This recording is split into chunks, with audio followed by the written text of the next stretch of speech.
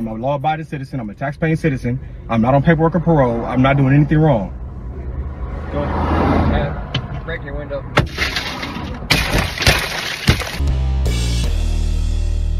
How's everybody doing? My name is Anthony Brian Logan, and today we got to talk about San Diego Police Department opening an internal investigation over a stop of a black man that went totally wrong. Now, there's a lot I want to say. The reason why I'm doing this video, just to get it out the way, elephant in the room, the reason why I'm doing this video is to tell black men like me and anybody else about how to behave during a traffic stop. This shouldn't really be rocket science. I think at a certain point, if you're my age or somewhere close, you should know how to behave, especially this guy who's been locked up before. Yes, he has. We're going to get into all that, but this video is going to be more educational than anything else, because sometimes cops don't get it right. Sometimes you may be in the right if there's a grievance when you get pulled over, but there's a certain time and place to make your case. And that time and place is not on the side of the road, because even if you win, you might still lose. Now, before I go any further, let's get into the actual news clip. Of course, I will link to everything in the box, but without further ado, let's go ahead and roll it. I'm a law-abiding citizen. I'm a tax-paying citizen. I'm not on paperwork or parole. I'm not doing anything wrong. Now, first of all, he's filming himself, obviously. He has a phone right here filming himself right there on the dash. So he's prepared. He was going to fight from the beginning. Go ahead. Break your window. See, look, once you get to that point and they got to break your window, you've done too much. You've done way too much. A San Diego man feels he's being targeted by police because of the color of his skin. An NBC7 investigation found more than half of all people stopped by San Diego police are black and brown. But the majority of San Diego's population is white. Alexis Rivas is in South Crest this afternoon. I want to see those statistics. And then when you say black and brown, what you mean, like black and Hispanic? And if San Diego is majority white, what are we talking about? We're talking about white, just like Anglo-Saxon, WASP, that type of white, European, or are we talking about Hispanics that may identify as white? Afternoon, breaking down the findings and the debate, Alexis, over what to do about the racial disparities in police stops. Yeah, so this is where the man from that video says San Diego police pulled him over. The officer said it was because he didn't stop at a stop sign. But it's the fourth time in just about a year he says police have stopped him. Now, here's a question. Why, and I'm sorry for the freeze frame, Miss Rivas, but why is he being pulled over so much? I never get pulled over, ever. The last time I was pulled over was probably 15 years ago for an expired tag, and I got let off with a warning. It wasn't even really a ticket. I don't get pulled over. But let's continue. Every time for a different minor infraction. It's an experience many black San Diego drivers know firsthand. But not everyone agrees this racial gap should be up to police to fix. I play chess a lot. Really? Majority of the day, I'm like a real big chess player. Me too. I'm not that good, but I also play every day. Yeah, I think I'm like the best chess player in the world. When he's not playing chess, Nick Hoskins puts pencil to paper. Yeah, it's very therapeutic too. It turns out a blank page is easier to find than a clean slate. He was 21 when he was charged and ultimately convicted of conspiracy to commit murder, something he has denied. How was that like? It was hell. I thought the world was over. Yeah, attempted suicide a couple times. Yeah, it was a little dark time in my life. Nancy Olson on behalf of the appellant, Mr. Nicholas Hoskins. Then the unbelievable happened. After more than 8 years behind bars, the state Supreme Court threw out Hoskins' conviction, saying there was no direct evidence tying him to the crime. The DA decided not to charge him again. So basically, the charge thrown out, he wasn't brought back up on charges. He did 8 years in the penitentiary as a result. Now, is this grounds to sue? Were you wrongfully convicted? Like, what's going on? That's a whole different story. The point is, he's been locked up before. He did 8 years in the penitentiary. So you know how to behave around authority. You know how to behave around law enforcement because you've been locked up for a long time. All right. Now that you're home, your focus should be to not get on the radar of the police anymore for anything. At least that would be how I would carry it if I was in his shoes. Hoskins walked out of prison in February 2023, but free man or not, when he's behind the wheel, Hoskins says his skin is still the wrong color. So you just came home. You've been home for about a year and some change. Not even a year and a half yet. Yeah, 2 months after Hoskins left prison behind, police stopped his cousin minutes after he picked Hoskins up from work. His cousin, who is on parole, is the man you see in handcuffs, but neither were charged with anything. So why were they pulled over? All right, why were they pulled over? That's a question. And his cousin was on parole, so he had a record too. Weeks later, Hoskins says police stopped him for a taped-up taillight. He says officers asked to search his car, but he said no, and they let him go. Okay. So now your cousin had an issue. He got some legal problems. You get put over with him. Then you got a taped-up taillight. You're doing something wrong right there. So what's the third reason he was pulled over? Yeah, I'm recording. This past March, San Diego police stopped Hoskins a third time. The officer told him his window tint was too dark, though didn't write him up a ticket. Instead, the officer asked him about where he lived, if he had a job, his plans for the rest of the day, So you're getting just kind of like warnings, nothing happening. And the reason why you keep getting pulled over is because of things that you're doing. In the first case, maybe not so much, but his friend was on parole, so it might have just been that. Okay, let's run the plates. Let's see what's going on. Then you have a taped up tail light. You can't be doing stuff like that, obviously. Then you have your tint too dark.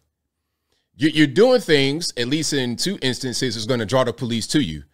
But since you've been locked up for so long, you should be trying to go the opposite direction and not have any kind of attention towards yourself. Again, and that's just how I think about these kind of things. Let's keep on going. Phone number, social security number, and pointed out a speaker looked expensive. You got one of those, is it a JBL? These things are like a few $100, aren't they? The big ones? But it's what happened during this traffic stop just last month that drove Hoskins to speak out. Where are you coming from? I just came from the park. I'm about to go pick my son up from school. This time, the officer said he didn't come to a full stop at a stop sign. All right, go ahead and undo your seatbelt for me. I'm gonna have you get out. Just make sure there's no weapons. I'm not about to get out the car. I'm gonna tell you what's gonna happen. Okay, you're gonna take your. See, now we're trying to fight. Listen, if you think something is going on here that's wrong, you're taping yourself.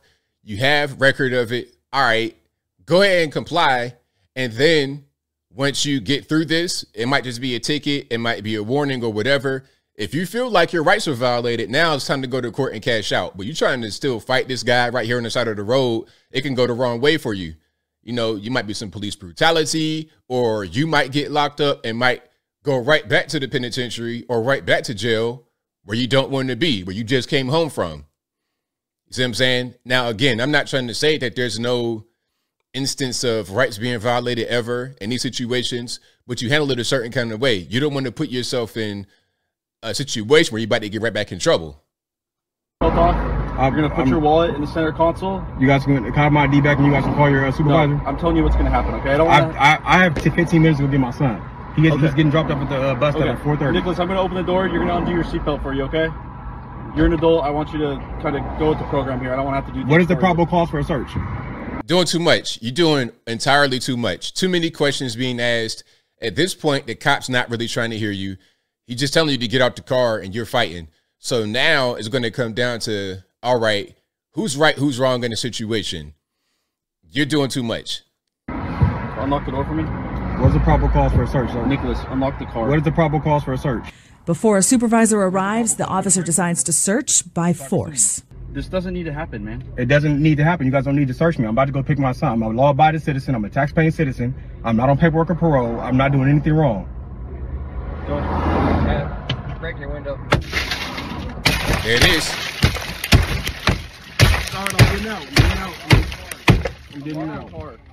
Anybody could have seen that coming. Now, you know, the crazy part is that he still might get paid. He still might get broke off because some sympathetic, you know, they in this particular area, they might just pay him if he brings a lawsuit to have this whole thing go away because they don't want to be seen as a racist force. They shouldn't pay, but they might. Now, even if he's able to get paid from this, I don't advise anybody do this because this could have went the whole wrong way. You could get locked up. You might not have anybody that's sympathetic towards your plight, your cause. You might even mess around and get hurt in a situation. All right. You might get deleted in the situation because things can escalate way too far. And then sometimes some of these guys have drugs and guns and all kind of other stuff going on. Now, there's more to the video. It's like 9 minutes long. I won't play the entire thing here. I just wanted to kind of express myself about what not to do in this situation. But as I close, I want to say this. Shout out to everybody out there who gets pulled over and doesn't make it be a big scene. If you're getting pulled over a lot, you got to ask yourself, why am I getting pulled over? Okay, my tint too dark. I'm bringing attention toward myself. What's the laws in your state? Follow the laws in your state. Your tail lights janky, the tail lights out, you're going to get pulled over. Again, the last time I got pulled over was like 15 years ago. And it was for an expired registration. And I got a warning. It wasn't even the ticket. It was nothing. Now, I could be trying to buck on the cop and record myself talking about, I ain't going to do this, I ain't going to do that. But for what? For what? As long as I'm following the law, I'm not in my car smoking, drinking, smelling like weed, bad tags. As long as I'm not doing that, I'm not even going to get pulled over. And I'll be out here in North Georgia driving 100 miles an hour. I never had a problem. Listen, as I close, one anecdote. Then I wrap it on up, put the bow on top.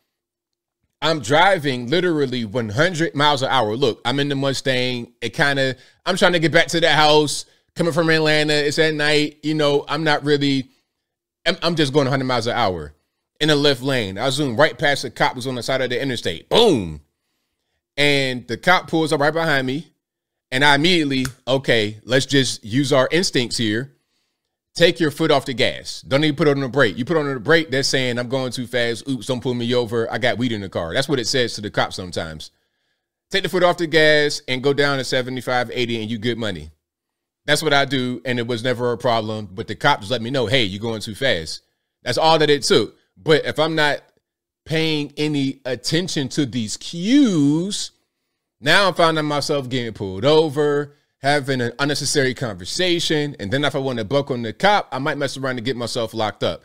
This is part of the reason why I've never been arrested, never been locked up, never had any kind of problems or trouble with the police in my entire life. But I think I'll leave that right there for now. And what say you? What's your opinion about what happened here in this police stop? Or in the series of police stops? Do you think it's racially motivated? Do you think that there could be some things that he could do to prevent this from happening again?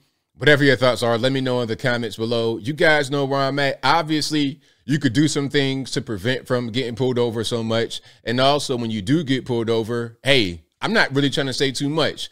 I ain't trying to talk to you for real. You ask me a question, I'll give you an answer. Like, matter of fact, you only got to ask me. Once you pull me over, I already know what time it is. My routine when I get pulled over, which has been a long time, turning the dome lights on, rolling all the windows down. I have a little pouch with everything already in it. My registration, proof of insurance. And then before I even get pulled over, I'm reaching to get my wallet, license, all of that. You come to the door, before you even ask me, boom, there you go. I ain't gonna say nothing. What were you doing? Blah, blah, blah, blah, blah. Okay, ticket or no, be on your way. That's it. All this extra talk is unnecessary. But whatever your thoughts are, please let me know in the comments below. And that's all I got to say for this video. If you like what you heard, please comment, rate, share, and subscribe. Peace.